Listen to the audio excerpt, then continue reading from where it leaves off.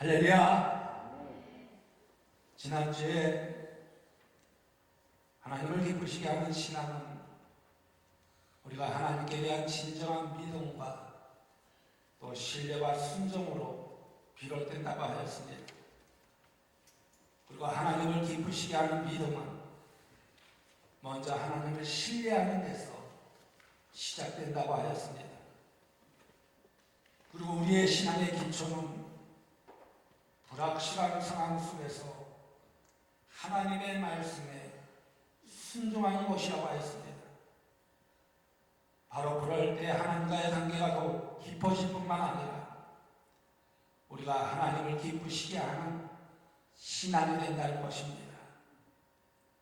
오늘은 두 번째로 하나님과 이웃을 위한 사랑이라는 주제를 가지고 함께 말씀을 살펴보면서 은혜를 나누고자 합니다. 잠시 영상 한번 보도록 하겠습니다. 누군가가 나를 만만하게 보는 데는 오래 걸리지 않습니다. 보통 3번이면 충분합니다.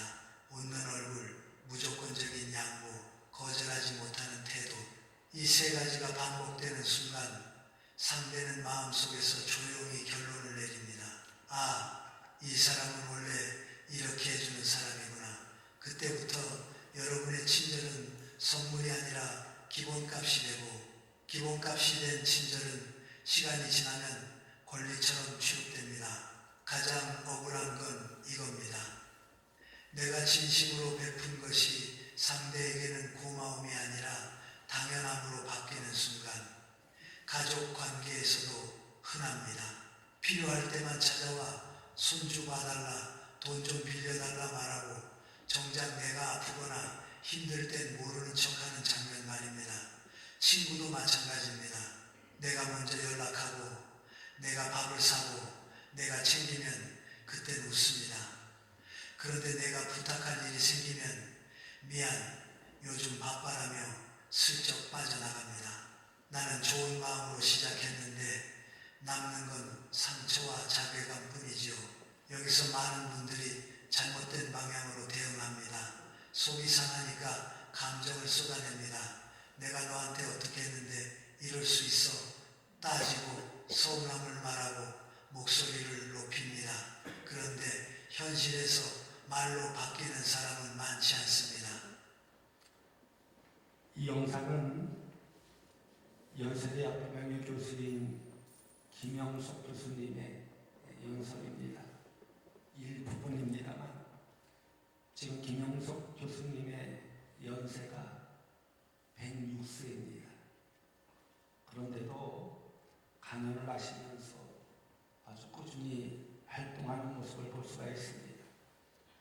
김영석 교수님의 나의 인생, 나의 신앙이라는 책을 저는 읽고 많은 감동을 받았습니다.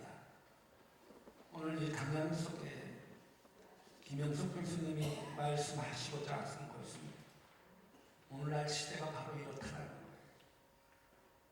강박해지고 친절을 베풀면 그 친절을 사랑으로 느끼는 것이 아니라 그 친절을 역이용하는 경우가 많다는 거예요.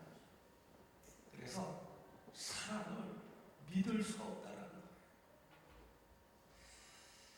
며칠 전에 크리스천 신문에서 인터넷 조사를 하였습니다. 코로나 이후에 개신교 감소가 20만 명이나 된다고 합니다. 어마어마한 숫자죠. 코로나 이후에 우리나라 개신교 감소가 20만 명이나 된다. 그리고 새벽 기도가 없어지고 수요 예배가 없어지고 또 철야 기도가 없어진다고 점점 이야기하고 있습니다. 그 중에 가장 중요한 부분이 바로 개인주의입니다. 자기 주장이 너무 앞서다 보니까 교회가 분열이 생기게 되고 그 분열로 인해서 상처받게 되고 그 상처로 인해서 교회에 안 나오는 경우가 30%나 된다는 거예요. 20만 명 중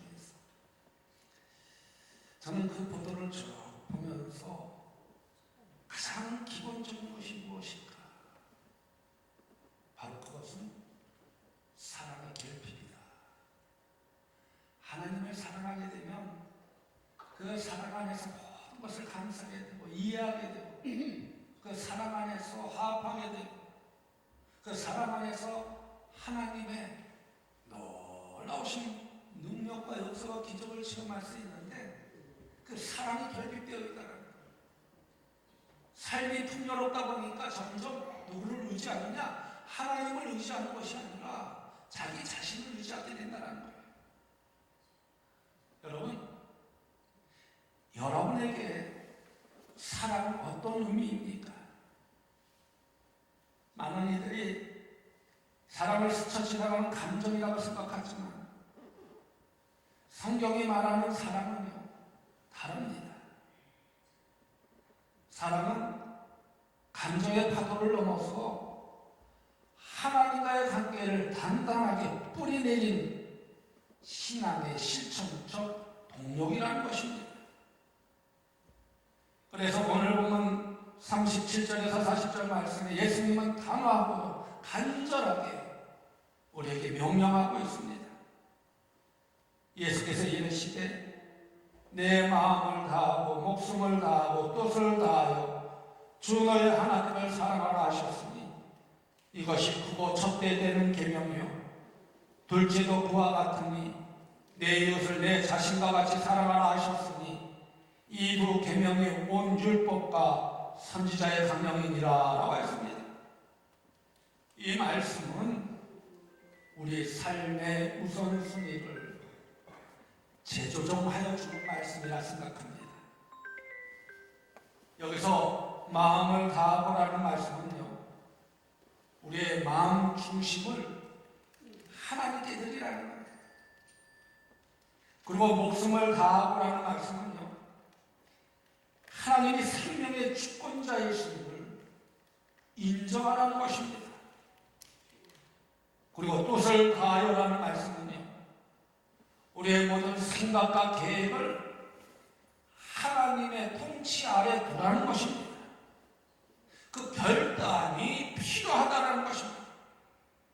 그래서 우리가 하나님과 이웃을 사랑하는 것은 단순히 종교적인 의무가 아니라 우리 존재의 기초가 된다는 거예요.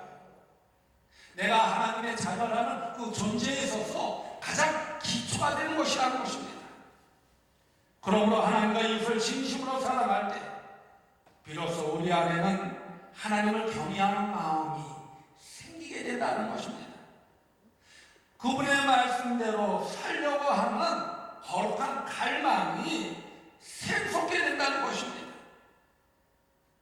여러분, 형식적인 예배와 메마른 기도를 생명력 있게 바꾸는 유일한 열쇠는 무엇인가?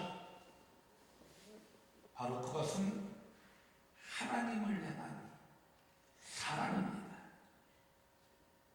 하나님을 사랑하게 되면 간절히 기도하게 되고 하나님의 말씀대로 살려고 노력하게 된다는 것입니다.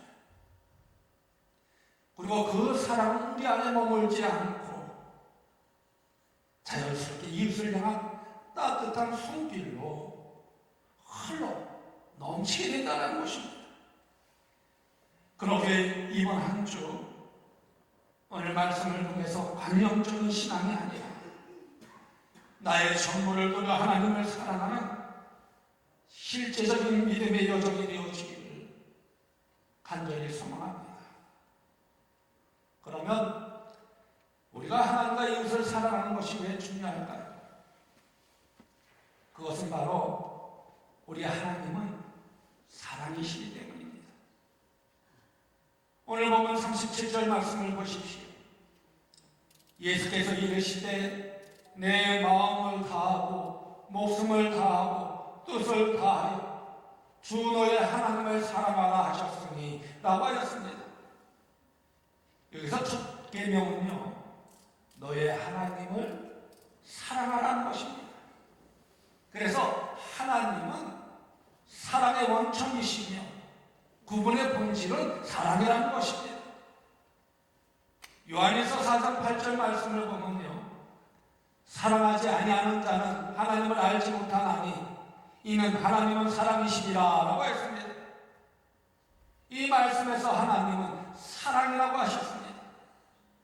여기서 하나님은 우리가 알 수 있는 사랑의 가장 중요한 기본 개념이 되신다는 것입니다. 그러므로 세상에서 사랑이란 다양한 형태로 나타나지만 하나님께서 우리에게 보여주신 사랑은 그 어떤 사랑과도 비교할 수 없는 깊이와 높이와 넓이를 가지고 있다는 것입니다. 그래서 예수님께서 우리를 위해 십자가에서 죽으신 것은 바로 이 하나님의 사랑을 가장 분명하게 보여주는 사건이라 할 수 있습니다. 이처럼 하나님은요, 당신의 사랑을 통해 우리와 관계를 맺기 원하신다는 것입니다. 그리고 하나님은요, 인간을 창조하신 후에 내가 너와 함께 하리라 약속하여 주셨습니다. 바로 이러한 약속은 우리에게 커다란 힘과 위로가 되고 있습니다. 그래서 어떤 시련과 고난 속에서도 이겨낼 수 있는 힘이 생기게 된다는 것입니다. 그런데 하나님과의 관계에서 시작된 사랑은 자연스럽게 이웃에게 그 힘이 확장되게 된다는 것입니다. 다시 말해 하나님을 향한 사랑이 깊어지면 깊어질수록 우리는 이웃을 향한 사랑도 더욱 깊어지게 된다는 것입니다. 바로 그것은 하나님께서 우리에게 베풀어 주신 그 사랑이 우리 안에 가득 차게 되면 그 사랑이 흘러넘쳐가지고 주변 사람들에게도 전해지게 된다는 것입니다. 그래서 이 이웃 사랑의 기초는요, 우리가 하나님을 먼저 사랑서부터 그 사랑서부터 시작되어진다는 것입니다. 그 사랑부터 출발되어진다는 거예요. 다시 말해 하나님을 사랑하면 사랑할수록 그 사랑이 이웃에게 전파된다는 것입니다. 그러므로 우리는 하나님 우리를 사랑하신 것처럼 우리도 타인을 사랑할 책임이 있다는 것입니다. 예를 들까요?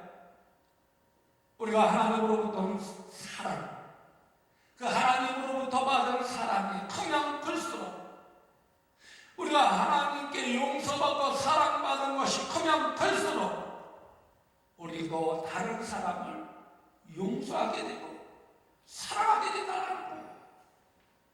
그 하나님의 사랑을 체험하지 못하기 때문에, 깨닫지 못하기 때문에 용서하지 못하고 사랑하지 못하게 된다는 것입니다.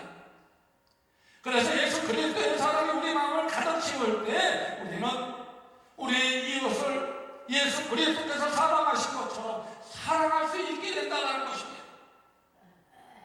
그러기에 우리는 예수 그리스도의 몸으로서 세상에 하나님의 사랑을 전하는 책임이 있다는 것입니다. 그래서 하나님의 사랑은요, 단순히 정서적인 반응이나 감정에만 그치지 않고 하나님께서 우리에게 행하신 것처럼 우리도 이웃에게 해야 할 의무를 가지고 있다는 것입니다. 그리고 그 하나님의 사랑은 우리가 겪는 어떤 상황 속에서도 변하지 않고 진정한 사랑으로 나타나게 된다는 것입니다. 그런데 그 진정한 사랑은요, 바로 헌신과 희생을 요구하는 모습을 볼 수가 있습니다. 그러므로 하나님이 주시는 사랑은 나의 상처와 아픔을 감싸줄 뿐만 아니라 다른 이들의 아픔까지도 민감하게 반응하게 된다는 것입니다. 그런데 우리가 하나님과의 관계를 통해 그의 사랑을 깊이 느끼게 될 때 우리는 자연스럽게 세상의 고통에 반응하고 그들을 돕고자 하는 마음이 생기게 된다는 것입니다. 그래서 우리가 하나님을 사랑하며 그분의 뜻을 따를 때 우리의 삶이 변화되고 다른 사람들에게도 긍정적인 영향을 미치게 된다는 것입니다. 그 가운데 하나님 사랑의 기초 위에 세워진 우리의 삶은 결코 개인적인 것이 아니라 공동체와 세상을 향해 뻗어가는 사랑의 연결고리가 되어진다는 것입니다. 저는요, 우리 모든 성도들이 하나님 사랑 안에서 세상으로 뻗어가는 그 사랑의 연결고리가 되어지기를 간절히 소망합니다. 그럴 때 그 사랑을 통해서 하나님의 놀라운 능력과 역사와 기적, 우리 삶을 통해서 이루어지게 된다는 것입니다.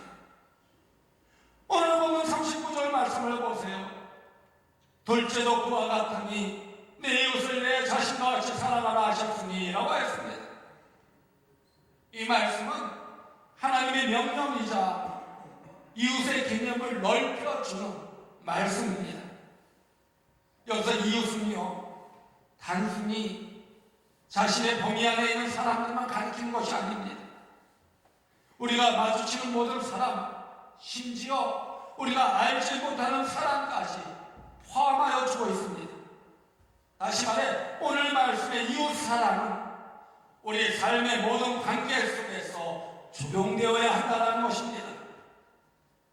예를 들면요, 보통 우리는 친구나 가족과 같은 가까운 사람에게만 사랑을 쏟기 싶습니다만, 진정한 사랑, 그 경계를 넘어서야 한다는 것입니다.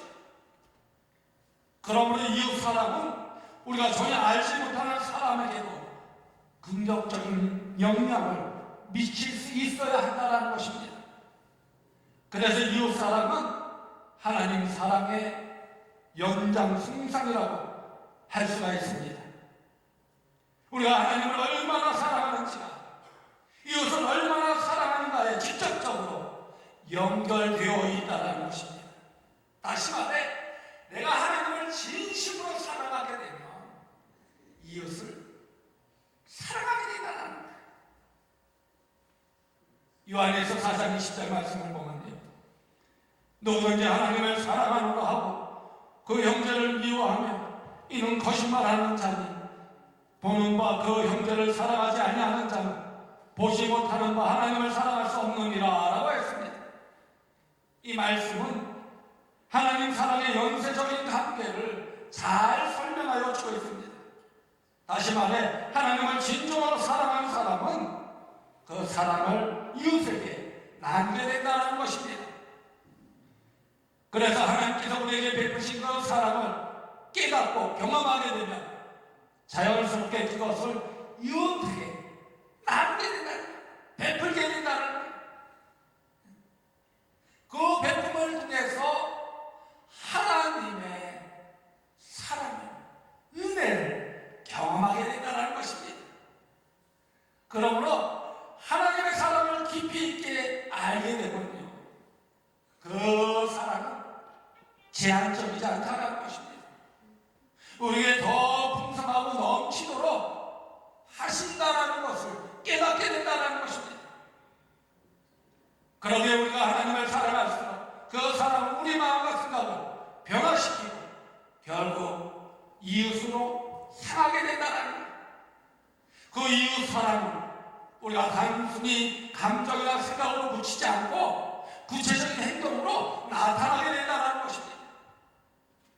그러면 우리는 어떻게 구체적으로 이웃을 사랑할 수 있을까요?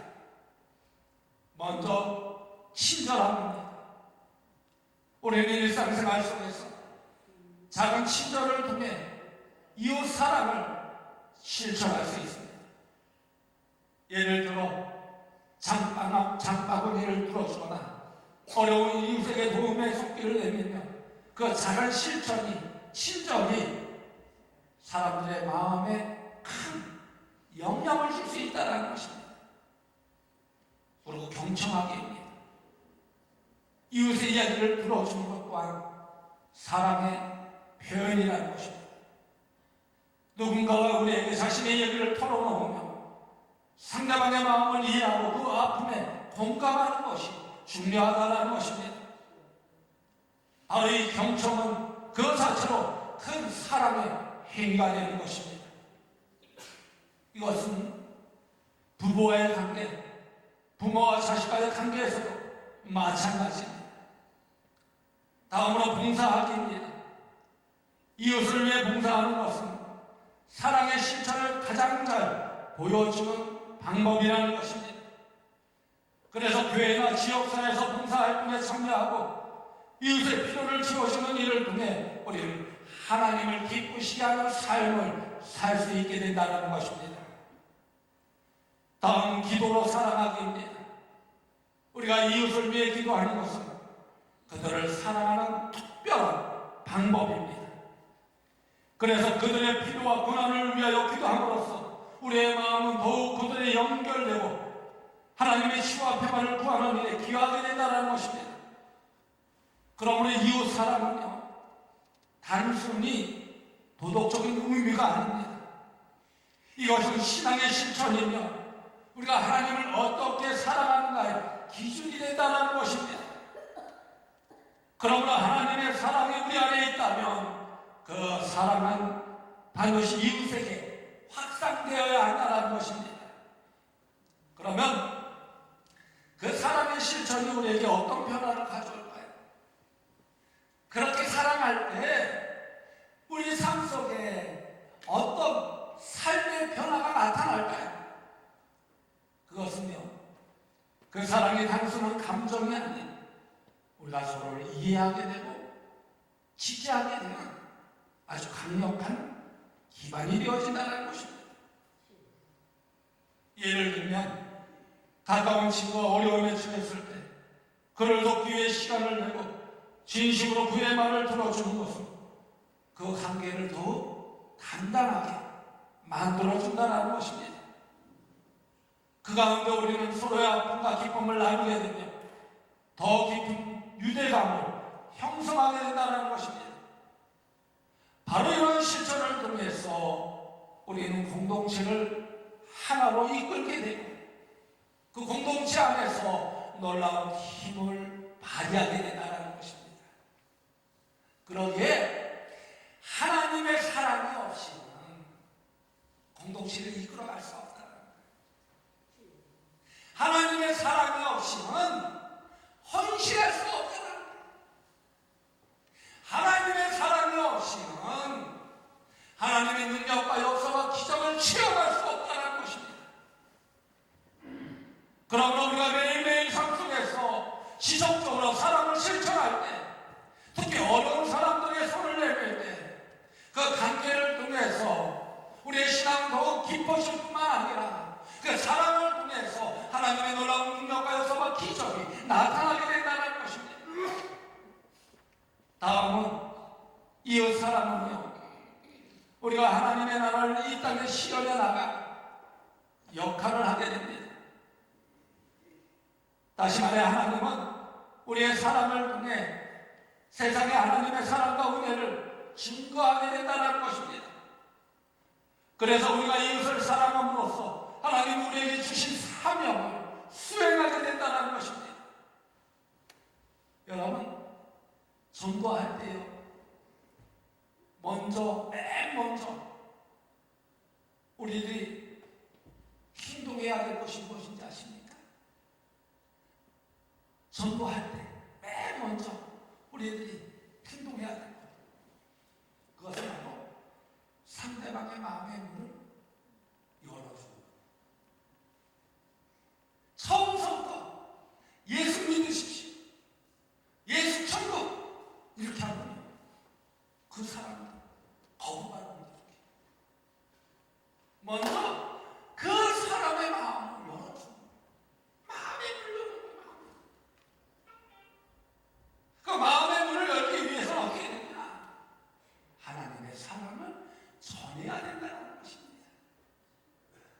그 사랑을 통해서 서서히 마음의 문이 열어지게 돼요. 그때까지는 절대로 신앙에 대해서 말을 하면 안 돼요. 마음이 활짝 열어진 마음에 복음을 집어넣는 거예요. 그럴 때 그 감동을 통해서 그것에 하나님의 역사가 일어나는 모습을 볼 수 있습니다. 그러게 이 하나님 사랑은 우리의 삶에 있어서 얼마나 중요한 것인지 모릅니다. 그래서 하나님께서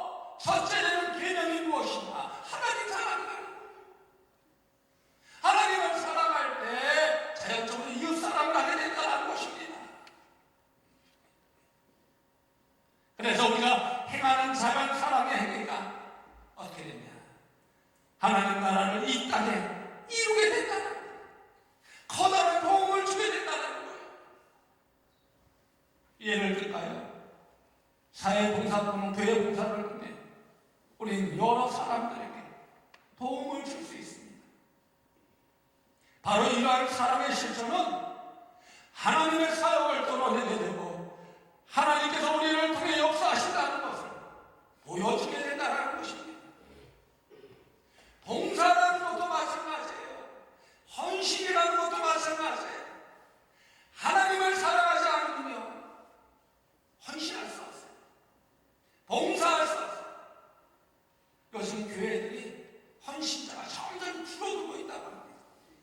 봉사자가 점점 줄어들고 있다고 합니다. 왜 그런지 아십니까? 하나님을 진심으로 사랑하지 않기 때문에.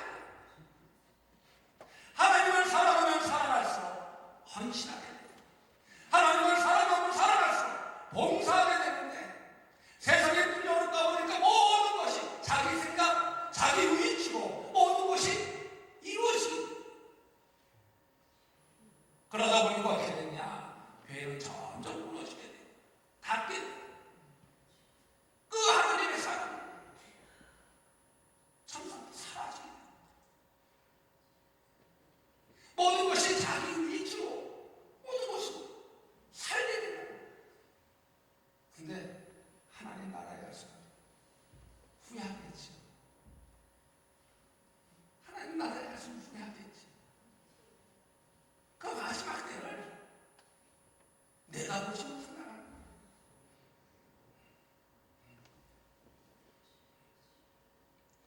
하나님께서는 여러분 한 사람 한 사람을 통해서 이 땅에 하나님 나라가 이루어지기를 간절히 바라고 소망하는데 우리는 그것을 깨닫지 못합니다. 하나님을 사랑한다고 하면서도 그 사랑의 진리를 깨닫지 못합니다. 그러니까 세상적으로 나가게 됩니다. 다음 이웃 사랑은요, 때로는 매우 도전적일 수도 있습니다. 우리가 직접적인 필요를 채워줘야 할 때 경제적인 부담이나 시간적 제약이 생길 수도 있다는 것입니다. 그러나 이러한 도전 속에서 우리는 하나님께서 우리에게 주신 그 사랑을 실천해야 된다는 것입니다. 실천하며 나아갈 때 어떻게 되느냐? 하나님의 역사가 그곳에 임하는 모습을 볼 수가 있습니다. 하나님의 마음을 나타내는 기회를 얻게 된다는 것입니다. 여러분, 사랑한다는 것이 쉬울 것 같아요? 어려울 것 같아요? 사랑한다는 것이 쉬울 것 같아요? 어려울 것 같아요? 참 어렵습니다. 내 자신을 내려놓아야지만 진정한 사랑을 할 수 있습니다. 내 자신을 내려놓지 않고서는 진정한 사랑을 할 수 없어요. 예수님도 마찬가지예요. 예수님도 십자가의 희생이 없었다면 아마 우리의 구세주가 되시지 못했을 거예요. 그러나 예수님은 그것을 증명하여 주셨어요. 그 십자가의 희생을 통해서. 희생을 통해서. 마찬가지입니다. 우리가 누군가를 사랑할 때 그들의 결점이 있어요. 단점이 있어요. 사람은 누구나 다 장점이 있으면 단점이 있기 마련이에요. 그 단점만 보면 그를 사랑할 수가 없다는 거예요. 사랑할 수가 없다. 그 장점을 보면서 함께 이해하고 배려하고 그 하나님이 우리를 사랑하셨다. 예수 그리스도께서 우리를 위해서 십자가의 희생을 당하셨던 그 모습을 생각하며 나아갈 때 사랑하게 된다. 그 안에서 얻게 되는 기쁨을 얻게 되는 거예요. 평안함을 얻게 되는 거예요. 행복을 얻게 되는 거예요.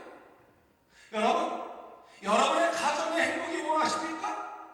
여러분의 가정이 행복하기 위해서는요, 여러분 자신을 내려놔야 돼요. 내 자신을 내려놓을 때 어떻게 돼요? 여러분 가정이 행복해요. 남편으로서 내 자신을 내려놓고 아내로서 내 자신을 내려놓을 때 그 가정이 행복합니다.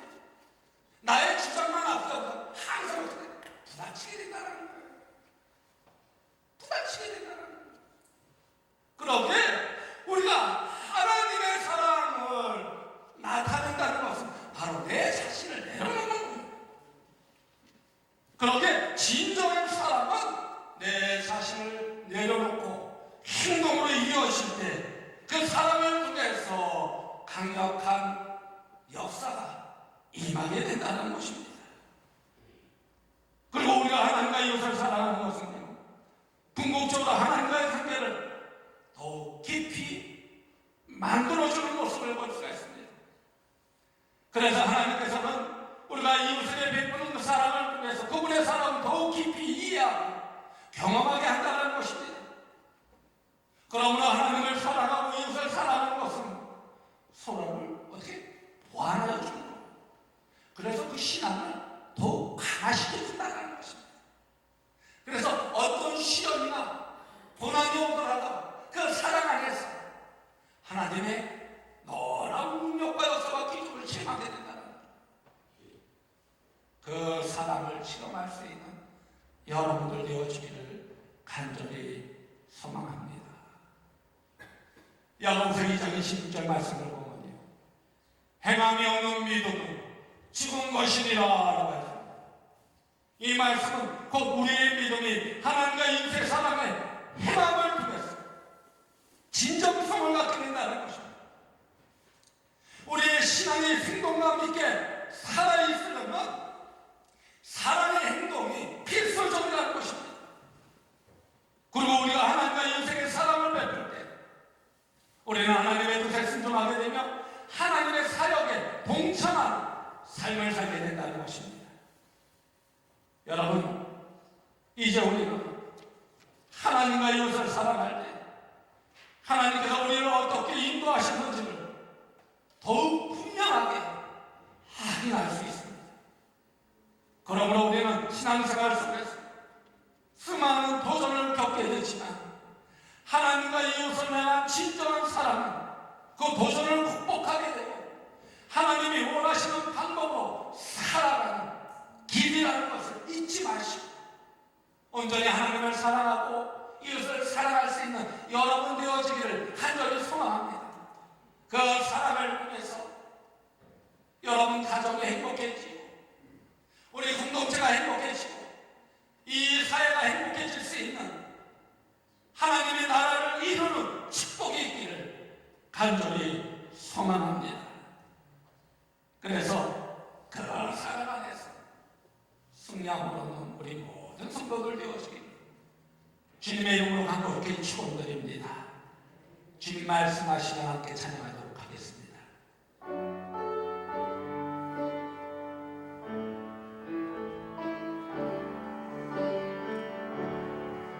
주님 말씀하시며 내가 나가리라. 주님 뜻이 아니며 내가 멈춰서리라. 나의 값없 없는 것 주님 뜻에 있으니 오 주님 나를 이끄소서. 주님 말씀하시며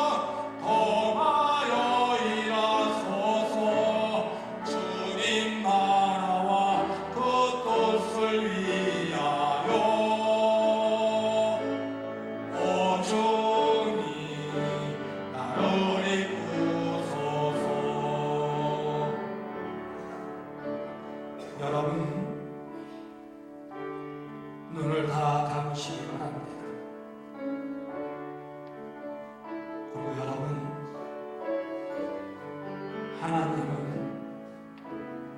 사랑이십니다. 하나님께 받은 가분한 사랑이 이제 우리를 통해 세상으로 흘러가야 한다고 말씀하여 주셨습니다. 그러므로 우리의 신앙은 성전문을 나서는 순간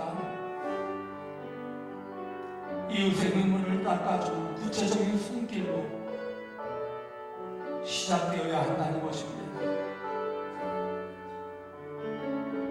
그러기 오늘 말씀에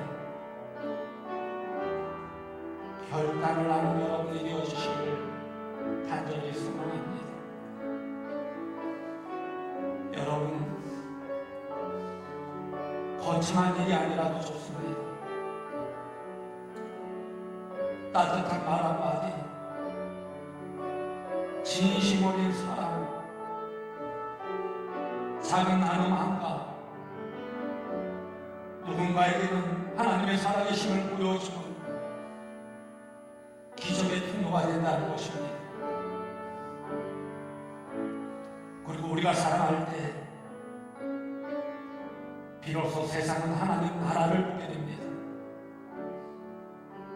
그래서 여러분의 일상이 누군가의 소망이 되고 하나님의 기쁨이 되기를 간절히 소망합니다.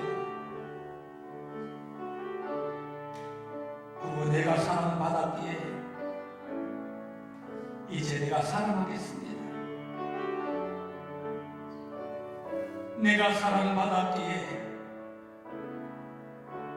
이제 내가 사랑하겠습니다. 이렇게 고백할 수 있는 여러분이 되어주시기를 간절히 소망합니다. 그래서 이 결단이 여러분의 삶을 변화시키고 세상을 변화시키는 거룩한 씨앗이 되기를 주님의 이름으로 축원합니다.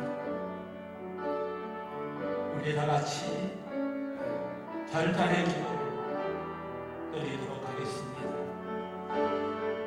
하나님 사랑합니다. 하나님의 사랑을 받았기에 이제 이웃을 사랑하겠습니다. 그 사랑을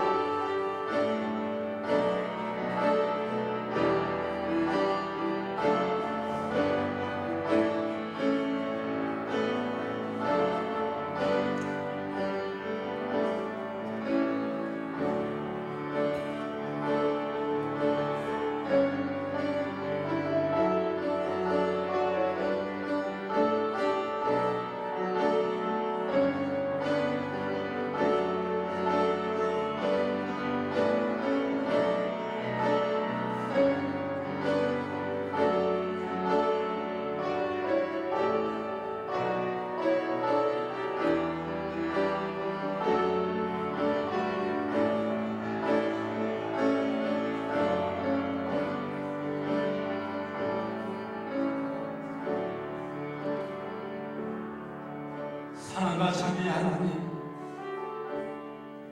오늘 저희에게 하나님과 이웃을 위한 사랑이라는 귀한 마음을 부어주시니 감사합니다. 우리가 머리로만 알던 사랑이 가슴으로 내려오게 하시고 그 사랑의 깊이가 우리 영혼을 새롭게 빚어가는 은혜를 체험하게 하여 주옵소서. 그래서 우리가 주님을 사랑하는 고백이 날마다 깊어지게 하여 주옵소서. 그 고백이 담장을 넘어 이 세상을 안아주는 따뜻한 손길이 되게 하여 주옵소서. 그 안에서 우리 안에 갇힌 사랑이 아니라 주님이 주신 은혜가 강물처럼 흘러넘치게 하여 주옵소서.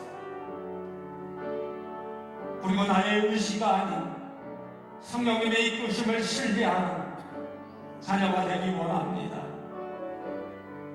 우리의 작은 친절과 보이지 않는 헌신이 이 땅에 하나님 나라의 꽃을 피우는 거룩한 씨앗이 되게 하여 주옵소서. 그래서 서로를 품고 격려하는 우리의 모습 속에 하나님의 미소가 머물게 하여 주옵소서. 그리고 우리의 삶의 거친 도전 앞에서도 사랑하기를 포기하지 않게 하시며 오직 주님의 뜻을 따르는 믿음으로 승리하게 하여 주옵소서. 우리를 끝까지 사랑하셔서 십자가의 길을 걸으신 우리 주 예수 그리스도의 이름으로 감사하며 축복하며 기도드리옵나이다.